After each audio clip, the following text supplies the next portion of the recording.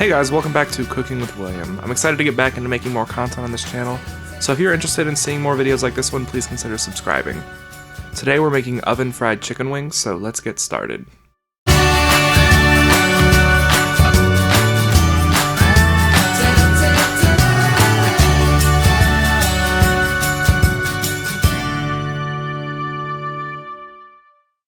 If we're gonna make chicken wings, we need chicken, specifically the wing.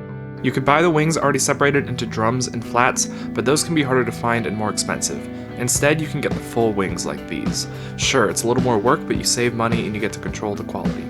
Breaking down these wings is easy. First, find the little skin flap between the drum and the flat and slice down with your knife.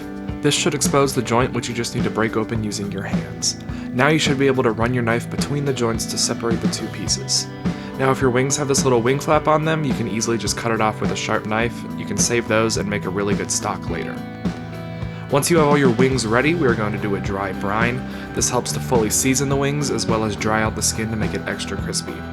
Start by putting your wings into a bowl and season generously with salt, white sugar, and MSG if you have it. Now let them sit in the fridge for at least 30 minutes or up to overnight, and if you want even crispier skin, try laying them out on a baking sheet. Once your wings have been fully brined, we're going to add some new seasonings. This is your chance to be creative. I'm using smoked paprika, garlic powder, and thyme, but you could use any flavors you like on your chicken. Or if you want to toss the wings in sauce at the end, you could skip this altogether. Once fully spiced up, we're going to add a few ingredients that'll really bump up the crisp factor. A few teaspoons of cornstarch create an extremely thin breading on the outside of the wings that crisp up in the oven. You can also add a few teaspoons of baking powder, which does a few things. First, it contains a base and an acid that react together when wet and create thousands of tiny microbubbles on the surface of the wing that will crisp up very well in the oven. Second, the base and the baking powder helps to promote browning on the skin. Once the wings are seasoned and you have added the breading, give them a toss, and now they're ready to go in the oven at 450 degrees Fahrenheit for about 25 minutes, but just watch it until the skin is browned and crispy. Also, if you have a convection oven or an air fryer, this is a great time to use it. Once the wings come out, they can be ready to go. These wings are delicious as is, but now is also when you could toss it with any finishers you would like. Traditionally, this would be something like buffalo sauce, which is just a mixture of Frank's Red Hot and melted butter. But I'm going to toss it in some honey and parsley. The combination of smoked paprika and honey just goes really well on chicken, and the parsley adds a little bit of freshness to the taste.